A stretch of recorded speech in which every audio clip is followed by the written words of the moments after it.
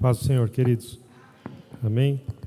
Não poderíamos ter lido um texto mais próximo do que aquilo que nós pretendemos ver nessa noite com os irmãos. O tema da mensagem de hoje é como confiar em Deus em meio aos reveses da vida. Vou falar de outro jeito aqui, né? Como continuar crendo em Deus depois de você se frustrar? Como continuar crendo em Deus depois que você sente que se decepcionou? Talvez até em alguma resposta que você espera de Deus, ou algo que você pede a Ele há muito tempo e nunca chega, ou alguma coisa que você estava vivendo e você perdeu. Você tinha e não tem mais. Você tinha uma promessa e não recebeu. Você esperava algo que não acontece. Você confiou em alguém e alguém te traiu.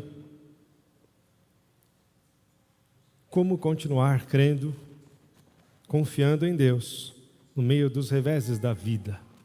Senhor, nós queremos continuar crendo sempre, porque nós não conhecemos os planos que o Senhor tem a nosso respeito.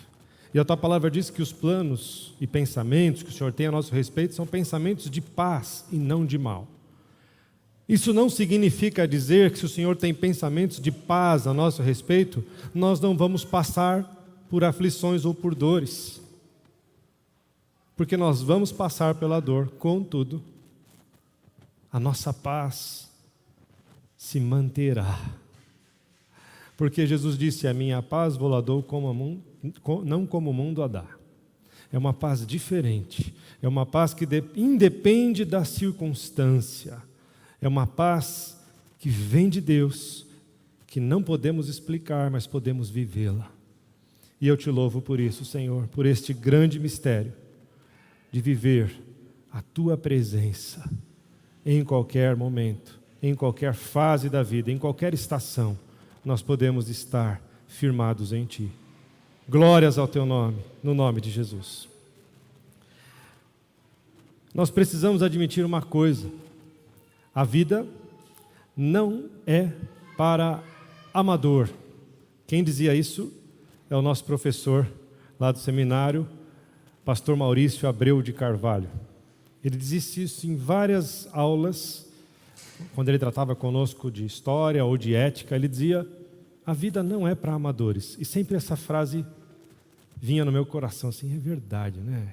No começo eu achei estranho, depois eu comecei a entender: a vida não é para amadores. Não é para quem está começando, não é para quem não está disposto a enfrentar a vida, não é para criança, não é para imaturos.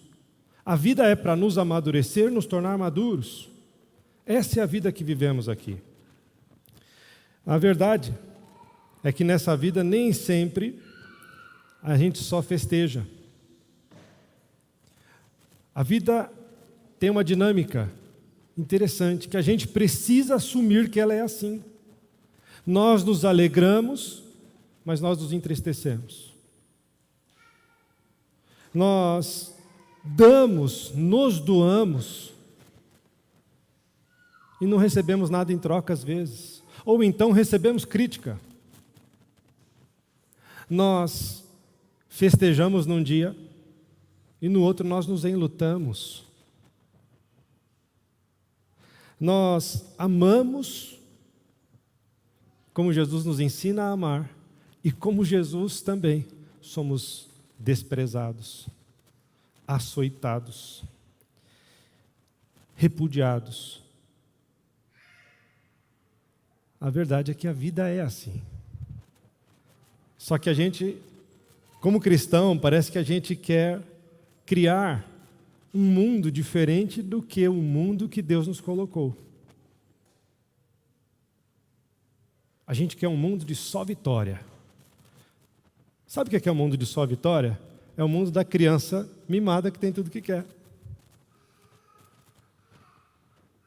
O filho que pede tudo e tem tudo, ele tem uma vida de vitória. Quando ele tem uma vida de vitória, ele não sabe passar pela aflição. Às vezes eu e a Érica conversamos sobre isso. Será que nossos filhos estão preparados para passar por certas circunstâncias?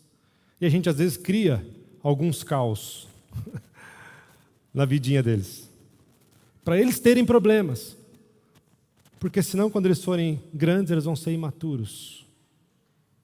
E nós precisamos saber enfrentar, porque a verdade, isso é uma constatação, a vida é dura. E isso é imutável. Não dá para mudar. É assim. A vida se tornou assim, a gente sabe, por causa do pecado. No princípio não era assim.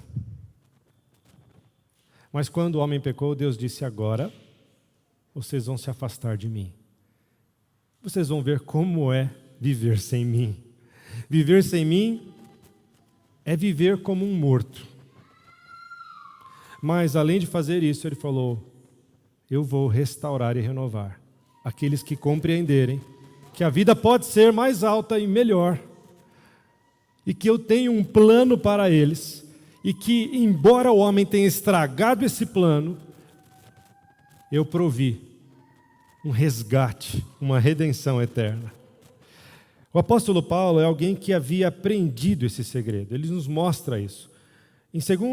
Na segunda carta aos Coríntios, no capítulo 4, a partir do verso 8, ele diz: em tudo somos atribulados, porém não angustiados. Ficamos perplexos, porém não desanimados. Somos perseguidos, porém não abandonados. Somos derrubados, porém não destruídos.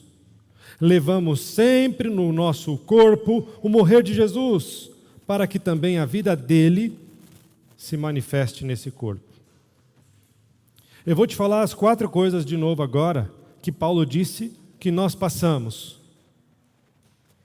Presta atenção, irmão. Atribulados, afligidos, é isso que ele está dizendo. Vocês são atribulados, afligidos. Pancada. Perplexos. Vem da raiz de pressionados. Pressionados. Vocês são perseguidos. Isso tem a ver com caluniar, com provar.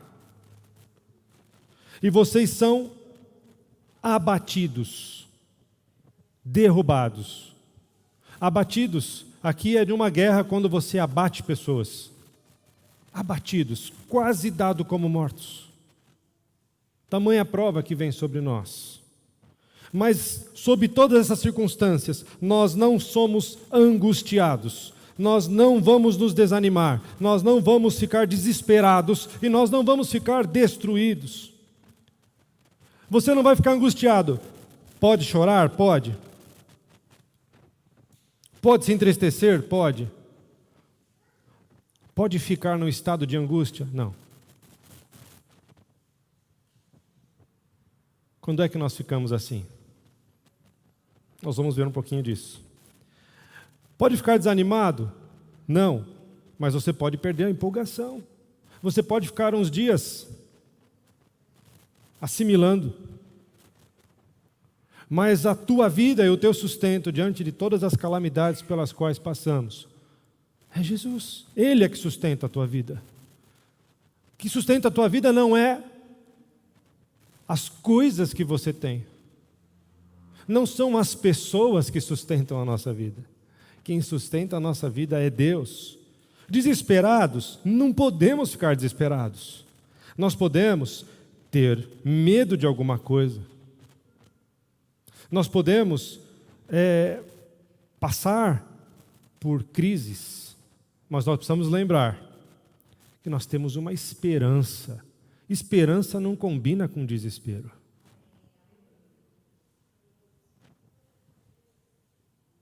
Destruídos, não podemos. A gente pode cair, mas como diz o ditado, eu caio para me levantar. Eu caio para me levantar, para subir, para aprender. O que Paulo nos ensina com esse texto é que nós precisamos aprender a ter uma outra categoria de resistência diante dos problemas, para que a nossa fé não seja abalada, para que a nossa confiança não se abale, para que nós possamos continuar confiando em Deus no meio das dificuldades. No meio dessa dificuldade que você pode viver a qualquer momento, e você já viveu muitas delas, e eu também, eu já falei algumas, quando você perde o teu melhor emprego, a tua melhor oportunidade, quando o teu lar está em divisão, quando as perspectivas políticas, econômicas do país que você vive não vão bem, aliás, quando o seu país está em guerra, quando nós vemos as profecias se cumprindo, e saber que nós vamos passar por tribulações, nós vamos passar como igreja por perseguições, nós precisamos olhar por aqueles que antes de nós passaram por essas aflições. E tem um irmão que eu considero como um pós-doctor em sofrimento e decepções da vida. Esse irmão chama-se Jó. Jó é aquele que viu a sua vida se desintegrar em menos de 24 horas. O Jó, ele é contemporâneo dos patriarcas. Jó, a Bíblia fala que ele era o homem mais rico da sua vizinhança. Milhares de cabeças de gados, de bois, de ovelhas, eu não vou agora ver quais são, mas você vê isso nos primeiros versículos. Tinha uma família abençoada, muitos filhos. Um homem que temia a Deus, que oferecia sacrifícios a Deus. E de repente ele está sentado um dia na sua varanda e chega um funcionário e diz: chefão, as ovelhas foram arrebatadas. Chefão, o gado morreu. Você perdeu todas as suas riquezas, e assim vai. Até que vem um e fala assim: os seus filhos todos morreram.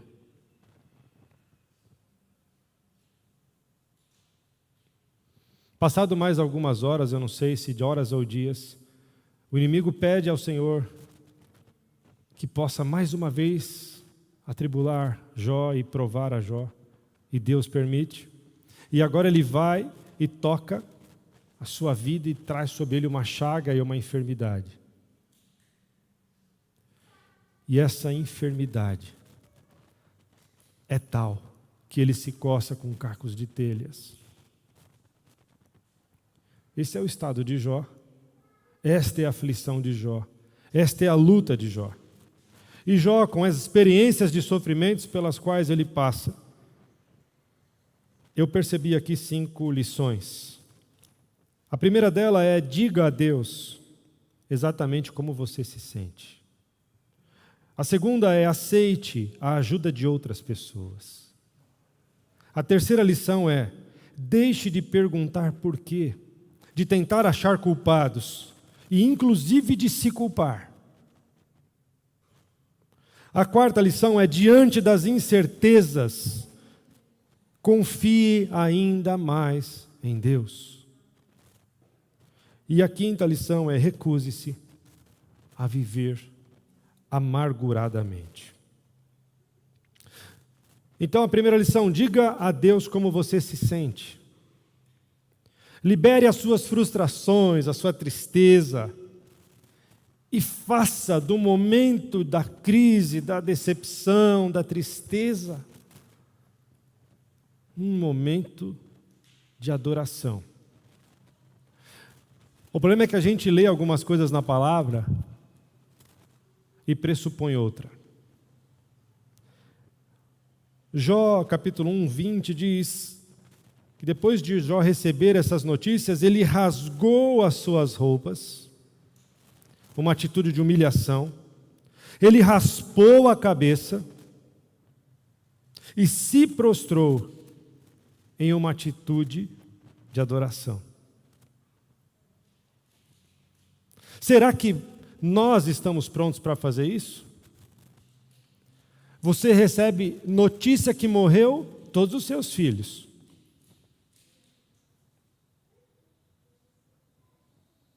O texto não diz quantos são.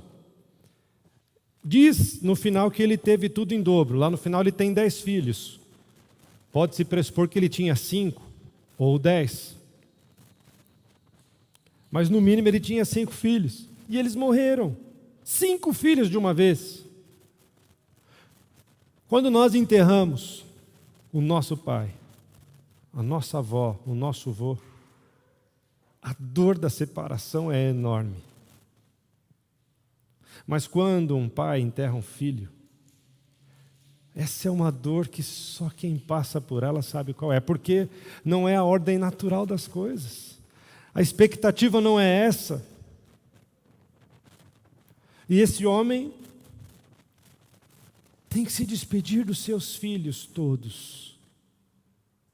Ainda por cima fica pobre, miserável. Ainda por cima tem uma doença avassaladora. E ainda por cima tem uma mulher que, terrível. Então, diga a Deus como você se sente. Quando nós passamos por frustrações e por dificuldades, existem alguns sentimentos que nos invadem. Uma certa raiva, às vezes nós temos, quando nós perdemos alguma coisa ou alguém. Nós perguntamos por que isto está acontecendo comigo? Por quê? Por que aconteceu isso? Nós temos também um sentimento de impotência. O que é que eu vou fazer agora? Como vai ser daqui para frente? Um outro sentimento que nós podemos ter é uma dúvida, uma certa incredulidade. Como todos nós já dissemos alguma vez, eu não posso acreditar que isso está acontecendo. Parece um sonho, parece que é mentira isso. Não era para ser assim. E talvez um outro sentimento que nós tenhamos é medo. Medo do futuro. Medo do que Deus planejou para nós. E nós nem sabemos como começar. Porque estava indo tudo bem. E às vezes Deus faz mudanças. E mudanças doem. Mudanças doem, mas dores causam crescimento. Não é isso, pastor Luiz? Pastor Luiz sempre fala, para crescer, dói. Por isso a criança às vezes está com uma dorzinha no corpo, né, Malu? Que é dor do crescimento. Crescer dói. Deus sabe o que é isso. Ele perdeu o seu filho. Quando Jesus foi entregue, os céus choraram. Houve trevas. Houve trevas. Era para estar de dia, mas houve trevas. Foi fechada a comunhão do Pai com o Filho. Porque o Filho recebeu o teu pecado e o meu pecado, o nosso pecado. E agora não poderia mais haver comunhão do Filho com o Pai. E esse pecado matou Jesus.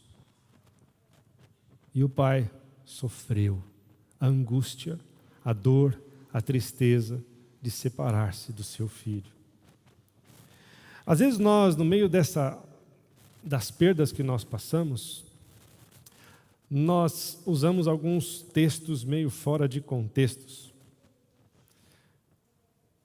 Eu respeito quem possa dizer isso.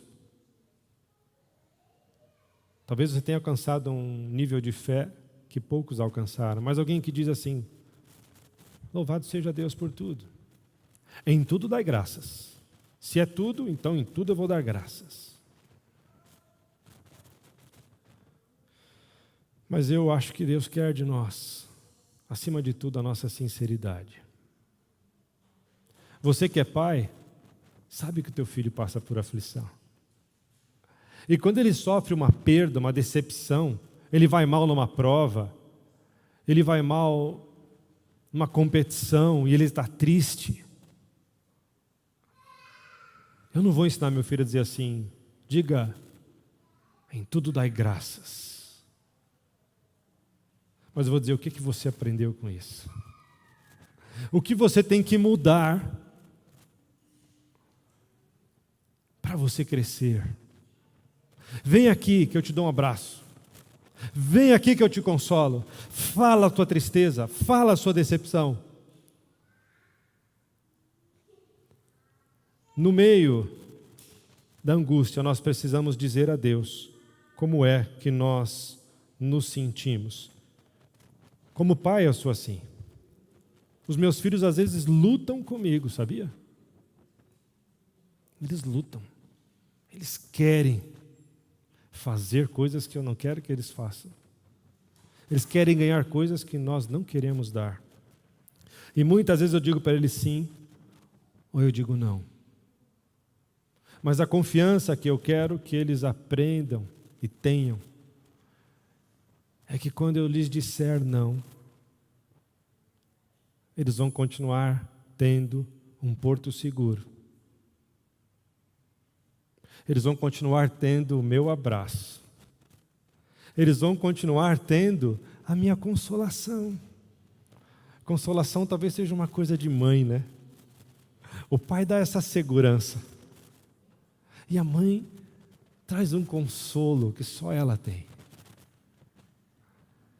E Deus, o Senhor, como Pai que é, tem isso para nós. O Espírito Santo tem isso para nós. Nós precisamos, para nós não perdermos a fé, para nós continuarmos confiando, dizer a Deus o que nós sentimos. O segundo ensino que nós vemos é aceite a ajuda de outras pessoas. Lá no princípio, Deus falou quando criou Adão, não é bom que o homem esteja só. A nossa tendência quando nós passamos por aflições é a gente ficar sozinho, nem todos, alguns abre a boca, chora, fala para todo mundo, publica, conta a vida toda e fala das suas decepções. Talvez, sob a ótica de alguns, um exagero. Outros se fecham. É o avestruz, né? Coloca a cabeça no buraco embaixo da terra e não fala nada mais com ninguém. Mas nós precisamos entender que nós precisamos dividir as nossas dores. Chorai com os que choram. Precisamos nos alegrar e precisamos chorar. Provérbios 17 diz o quê? Em todo tempo, ama o amigo. Na angústia nasce um irmão. Por quê? Porque na hora que eu estou angustiado e falo, irmão, eu estou angustiado. Eu posso ser pastor, bispo, apóstolo, o que você quiser. Eu vou passar por dor e preciso ser capaz de dizer, eu estou angustiado. Eu preciso que o irmão ore por mim. Nós precisamos ter liberdade de se expor, de falar para o outro sobre a nossa vulnerabilidade, da nossa incapacidade diante de uma prova, de uma afronta, de uma tristeza, de um medo. Jó, capítulo 6, versículo 12. É porventura a minha força, a força da pedra? Ou é de cobre a minha carne? Está em mim a minha ajuda? Não me desamparou de todo auxílio eficaz? E aí ele responde, ao que está aflito, devia o amigo mostrar compaixão.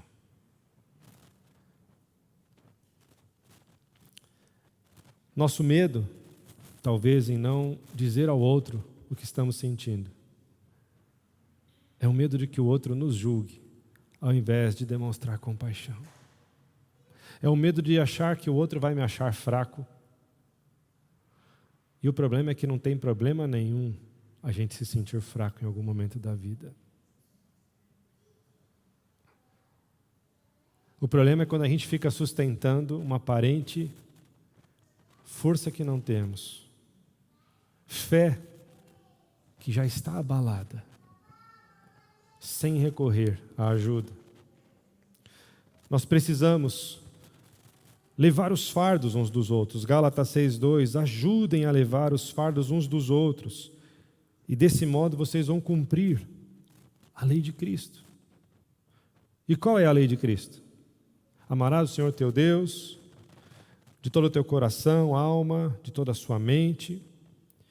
Esse é o primeiro mandamento. E o segundo, semelhante a este, semelhante, ele está dizendo que tem força similar, correspondência. Deus vê nesses mandamentos paridade. O outro semelhante a este, você precisa amar o seu irmão como a você mesmo. Se nós amarmos como Jesus resumiu, ao outro como a mim mesmo, como nós estamos vendo na escola dominical, acaba essa disputa de egos. Acaba essa aparência de que eu sou forte e você é fraco. Todos nós somos carentes e necessitados da graça de Deus. E todos nós carecemos da utilidade do outro na vida mutuamente. O amigo, às vezes, precisa crer por nós. Vocês se lembram lá do paralítico de Lucas 5, descendo pelo telhado? Lucas 5,17. Certo dia, enquanto Jesus ensinava, alguns fariseus e mestres da lei estavam sentados por perto. Eles vinham de todos os povoados da Galiléia, da Judéia e de Jerusalém, e o poder do Senhor para curar estava sobre Jesus. Alguns homens vieram carregando um paralítico numa maca. Tentaram levá-lo para dentro da casa até Jesus, mas não conseguiram por causa da multidão. Então subiram ao topo da casa. Olha esses amigos. Quem quer ter amigo assim? Eu quero. Olha esses caras. Ó, tem dois amigos lá atrás dando a mão, a Beth e o César. Não é? Que pessoa você tem esse tipo de amigo? Os caras subiram no telhado da casa, tiraram umas telhas, pegaram a cordinha na maca, ele estava de maca. Pelo menos 4 pontos, né? Ou se os caras fossem muito bons, 3, mas uns 4 pontos. E foram descendo a maca. Você consegue imaginar essa cena? Abrindo o telhado aqui e descendo uma maca com a corda. Está descendo. E chega um amigo para Jesus abençoar e curar. Às vezes nós precisamos que os nossos amigos creiam por nós. Eu não duvido da fé daquele homem, mas ele não tinha condições de chegar a Jesus. Às vezes nós não temos condições de chegar a Jesus, nós até queremos, mas nós estamos sem condições. E aí eu preciso que os meus irmãos me levem, venham, eu vou levar você para Jesus. Eu me senti assim nessas semanas. Eu dobrei o meu joelho e falei, Senhor, não sei o que eu falo. Eu não quero fazer uma oração decorada, eu quero me derramar, mas não estou conseguindo nem me derramar. Como é que eu faço? Eu conseguia fazer isso há semanas atrás, agora não estou conseguindo. E aí você tem amigos que chegam e falam, vamos nos derramar juntos. Vem, eu vou com você. Se na primeira lição nós vimos que nós precisamos mostrar para Deus como nós estamos nos sentindo, ser sinceros, essa segunda lição que nós estamos vendo, nós precisamos também aceitar a ajuda dos outros. A terceira lição que Jó nos ensina, deixe de perguntar, por que, Senhor? De tentar achar culpados, de tentar achar uma solução para o problema, inclusive de autoculpa. Quando você se autoculpa por alguma coisa, você está, de alguma forma, duvidando também da soberania de Deus. Você está achando que você é capaz de gerar uma situação e que Deus perdeu o controle dela. De forma alguma. Deus não perde o controle de nada, até daquilo que Ele permite. Nós vemos aqui até o inimigo, na vida de Jó, está sendo usado para um propósito divino. Tem uma expressão muito forte na teologia, que eu nunca imaginei que fosse falar, mas vou falar hoje com amparo nesse texto. Alguns teólogos gostam de dizer que até o diabo é o diabo de Deus. Eu explico. E se você pensar dessa forma, você vai entender.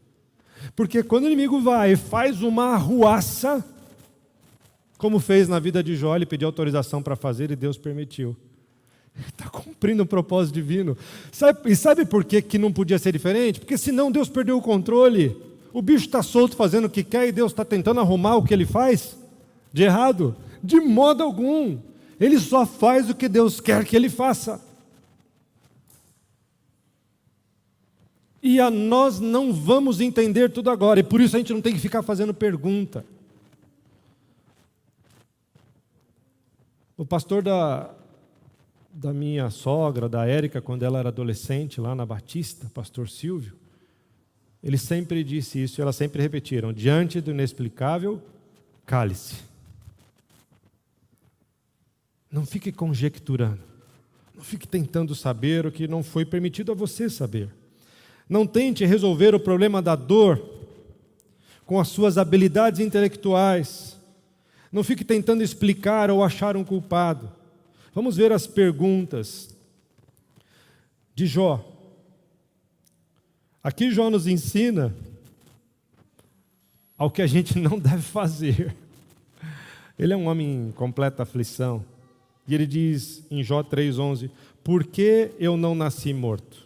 Por que não morri ao sair do ventre? Por que me deitaram no colo de minha mãe? Por que ela me amamentou no seu seio? Estava indo tudo ótimo. Aí tirou o chão de Jó. Aí agora, eu já não queria ter nascido. Eu já queria que tivesse acabado lá atrás, porque eu estou passando por uma aflição tão grande. E eu quero que... Por que eu estou aqui? Jó 3,20. Por que conceder luz aos miseráveis e vida aos amargurados? Ele está tentando achar explicação. Ele está tentando aplacar a sua dor com questionamentos, e esses questionamentos não vão lhe dar respostas, não vão diminuir a sua dor. Ele vai fazer sucessivas perguntas, ele vai responder aos seus amigos. E nos últimos capítulos 38 e 39, Deus passa a fazer perguntas para Jó, para que ele entenda que Jó não sabe de nada. Onde é que você estava quando eu fiz o céu, a terra, para me dar umas dicas de como eu faria, quais as cores, como que é as leis da física? Por que você não veio me dar uns toques? Sabe o que Deus está falando? Jó, você querer entender o que eu faço é como você pegar um inseto. Pensa no inseto aí, um tatu-bola. Eu gostava do tatu-bola quando era pequeno. Sabe aquele tatu que você põe? E explicar para um tatu-bola, vamos pensar numa coisa de matemática. Ensina para ele uma derivada e uma integral. Ensina para ele. Ensina para ele um idioma. Ensina para ele a fazer sempre o mesmo caminho e voltar pelo mesmo caminho.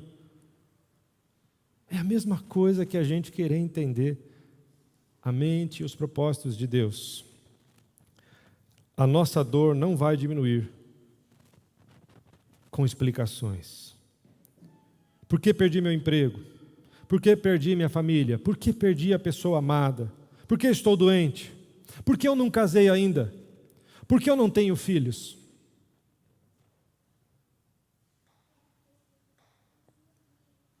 É duro. Eu sei que é.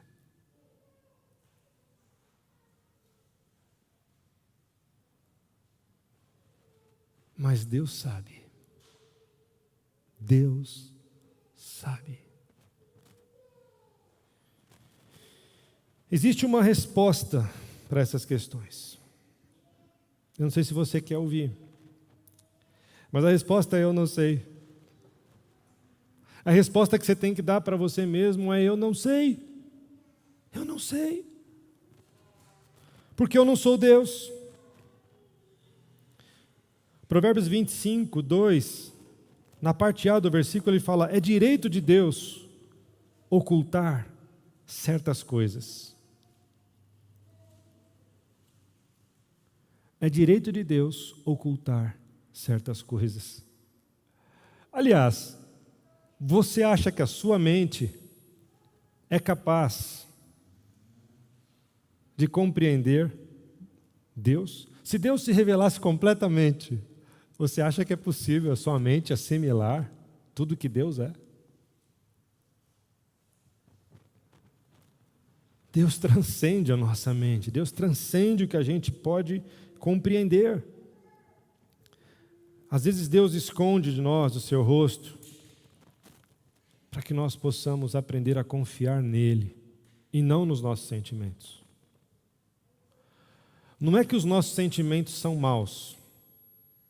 Deus colocou sentimentos em nós. Os homens com mais frequência gostam de abafar os seus sentimentos. É normal, é da gente. Jesus, homem, expõe os seus sentimentos em relação ao seu amigo Lázaro, em relação a entregar ou não a sua vida lá no Getsemane, a ponto de chorar e soar gotas de sangue. É a nossa atitude diante dos sentimentos que determina se nós confiamos ou se nós estamos desesperados. O problema não é o sentimento. Você pode sentir tristeza, você pode sentir decepção, aflição, frustração, mas a questão é que quando você sente isso, você não pode achar que esse é um fim em si mesmo. Nós temos que olhar e falar assim: eu estou passando por isso, eu não sei porquê, está doendo, eu não entendo, mas eu confio. Esse é o desafio. Eu continuo confiando. Eu continuo confiando, eu vou continuar clamando, eu vou continuar pedindo. As coisas encobertas pertencem ao Senhor nosso Deus, porém as reveladas nos pertencem. Então tem coisas que Ele revelou e que nos pertencem, mas as que Ele não revelou não pertencem a nós.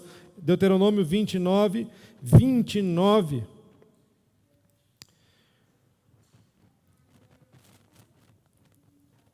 Uma sugestão para nós.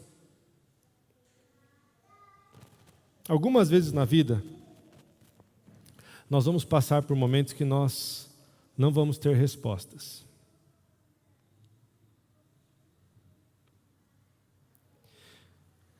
E o que a gente faz diante disso? Tente criar um arquivo aí na sua cabeça,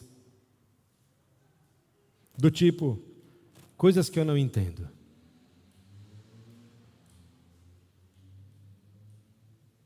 Coisas que eu não compreendo. Coisas que não fazem sentido. Por quê? Porque a nossa mente é limitada. Se a gente for para, eu não vou ler aqui tudo, mas em Coríntios 13, 11, a partir do 11, ele vai falar que o nosso conhecimento é incompleto no versículo 10. Ele vai falar que, 2 vezes ele fala isso: pois o nosso conhecimento é incompleto e a nossa profecia é incompleta. Agora vemos como um espelho, de forma obscura, depois veremos face a face. Agora meu conhecimento é incompleto. Depois conhecerei como também sou conhecido. Então agora a gente não conhece tudo. Para de querer conhecer tudo. Jó chega a um extremo, em Jó 21:15, de dizer: quem é o Todo-Poderoso para que o sirvamos? E o que ganhamos se lhe fizermos orações? Aqui pegou. Presta atenção, vou ler de novo. Isso aqui tem a ver com a história dessa igreja. Jó 21:15. Quem é o Todo-Poderoso para que o sirvamos? E o que ganhamos se lhe fizermos orações? Essa é a oração sincera de um crente decepcionado.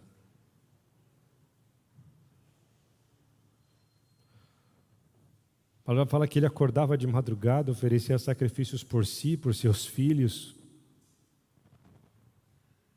Ele orava o tempo todo. E aconteceu o caos na vida dele. Agora ele está lá sofrendo, angustiado, clamando, está sendo ainda por cima acusado, os amigos da onça, né? Acusando ele, tentando achar o problema dele. Ele fala, não adianta nada orar. Para que eu vou orar? Por que ele fala isso? Porque como nós, ainda não entendeu o propósito divino para aquilo. Ele está se esperneando. Mas lá na frente ele vai entender o propósito de Deus. E ele vai mudar a sua forma de ver. O quarto ensino é que diante das incertezas e frustrações, nós precisamos confiar ainda mais. Às vezes Deus vai nos responder com sim, às vezes com não. Às vezes com não agora. Às vezes com aprenda algo primeiro. E às vezes Ele vai dizer, você é a resposta da tua própria oração. Por exemplo, eu não tenho dinheiro, minha família está passando por necessidade. E talvez a resposta é, trabalhe.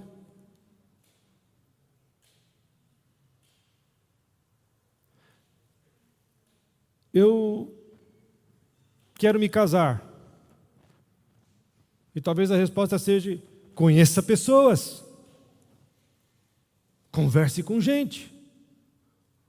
Sai do anonimato.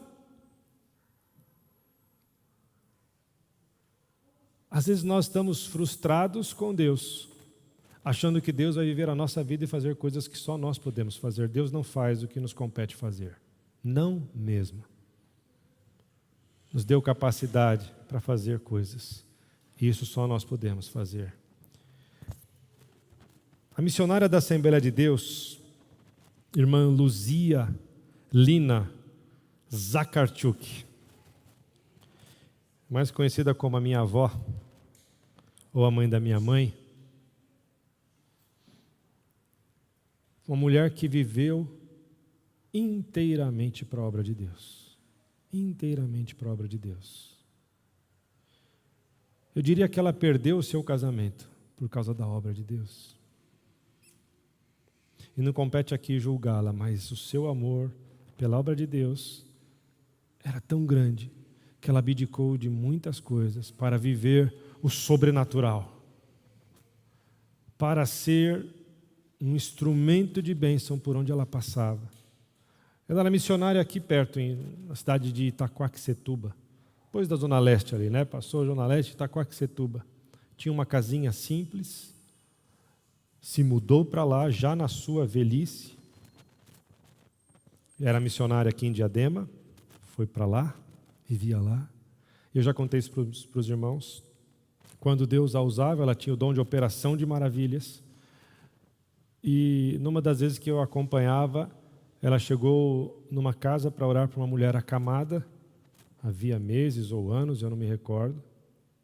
Aquela mulher era incapaz de sair da sua cama. E uma irmã da igreja falou para mim, quando a missionária ora e Deus vai curar, Ele dá um cântico para ela, espiritual.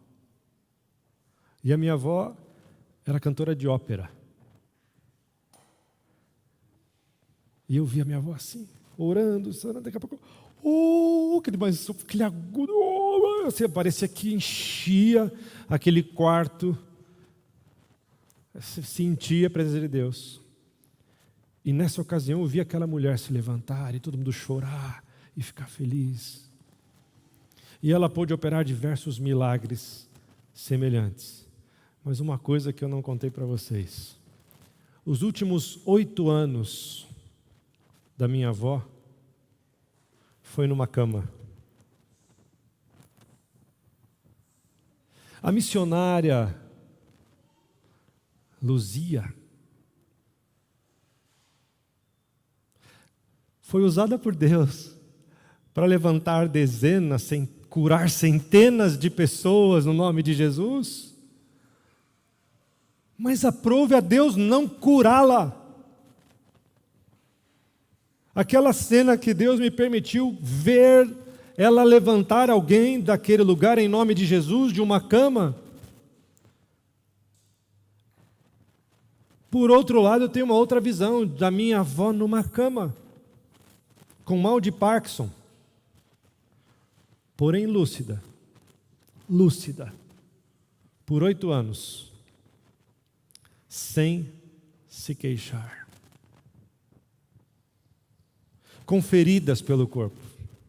Você sabe, alguém deitado numa cama, ela era obesa, com feridas, sendo higienizada, lavada pelos filhos, por genros.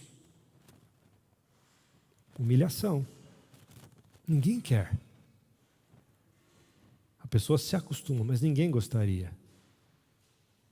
E eu ia lá falar com ela, ela pegava na minha mão assim, a mãozinha tremendo. Ela falava assim: eu estou orando.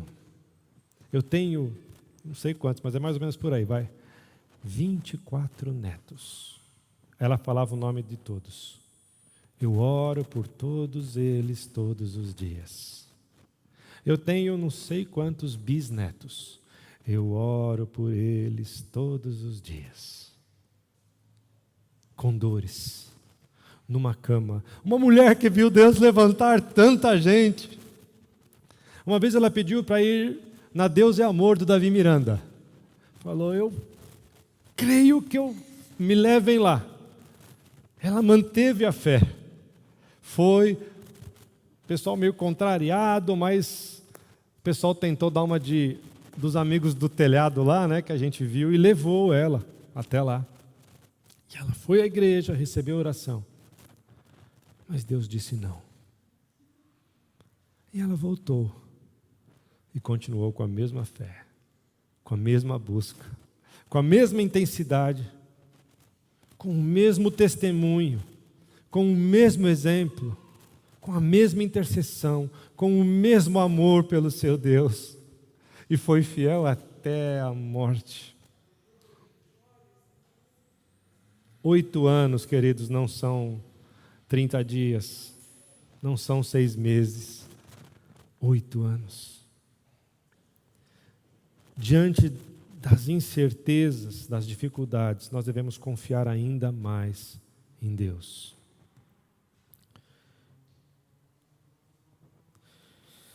A declaração de Jó, em 42:1, depois que Deus questionou Jó, ele diz: então Jó respondeu ao Senhor e disse: bem sei que tudo podes, que nenhum dos teus planos podem ser frustrados. Tu perguntaste: quem é este que sem conhecimento encobre os meus planos? Se você ler aí, está implícito: sou eu. Porque ele fala: na verdade falei do que eu não entendia. Quem é que está falando? É ele. Na verdade eu falei do que eu não entendia. Coisas que são maravilhosas demais para mim, coisas que eu não conhecia. Não sei de nada. Estava perguntando coisa para Deus aqui, dando de louco. E aí Deus vem e fala: você não sabe de nada, bebê. Você é só uma criança.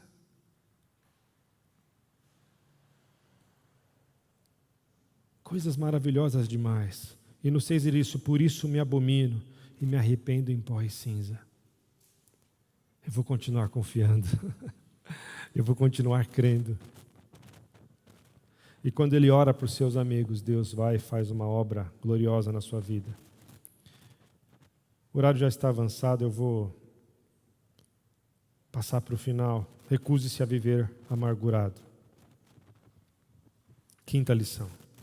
Jó 1:21. E disse: Nu saí do ventre de minha mãe, e nu voltarei. O Senhor o deu, e o Senhor o tomou. Bendito seja o nome do Senhor. Em tudo isto Jó não pecou, nem atribuiu a Deus falta alguma. Jó se entristeceu. Jó cometeu a falha de questionar. Não é perfeito. O que ele passou, eu não sei quais de nós poderia suportar. Mas em nada foi-lhe atribuído falta para com Deus. Em nada pecou. Ele compreende que ele saiu nu do ventre da sua mãe e vai voltar para lá desse jeito. Tudo que eu conquistei aqui, tudo que é material e eu perdi, não vou levar comigo. E eu diria mais, todas as minhas relações, todas as pessoas, eu não vou levar comigo a minha morte. Deus poderá levá-las. E nós oramos para que leve. Mas eu vou sozinho. Sou eu e Deus. Eu e Deus. A dor é um sentimento permitido. E é um instrumento de Deus para o nosso aperfeiçoamento. Tem que tomar cuidado para não transformar a dor em ressentimento. Porque ressentimento destrói. Amargura destrói. Dor aperfeiçoa. Eu vou citar aqui 4 frases que eu li numa postagem. Não há crescimento sem mudança. Não há mudança sem perdas. Não há perdas sem tristeza. E não há tristezas sem dor. Se você inverter, você vai sentir dor, vai sentir tristeza, vai ter perdas que vão gerar mudanças em você. E essas mudanças vão te levar ao crescimento. As perdas podem te assolar, podem afetar as suas emoções, mas elas não podem determinar quem você é e nem a sua identidade. Você não pode dizer, eu sou alguém que perdeu. Eu sou alguém que não tenho isso. Eu sou alguém que está mal. Eu sou alguém com câncer. Eu sou um canceroso. Não. Eu sou um filho de Deus, que posso passar por uma aflição para que a glória de Deus se manifeste em mim. Quando Ele faz, Ele manifesta a glória. Quando Ele não faz, Ele manifesta a glória. Foi assim na vida da minha avó. 8 anos, Deus não fez e manifestou sobre ela um peso de glória que fala até os dias de hoje. Vocês estão ouvindo essa história porque foi glória de Deus. Você pode dar glória a Deus? Às vezes as pessoas mais próximas de nós poderão ser usadas para nos enveredar por esse caminho da amargura e da tristeza. A mulher de Jó disse, você ainda conserva a sua integridade? Jó 2,9. Amaldiçoa o seu Deus e morre. Mas Jó respondeu, você fala como uma doida.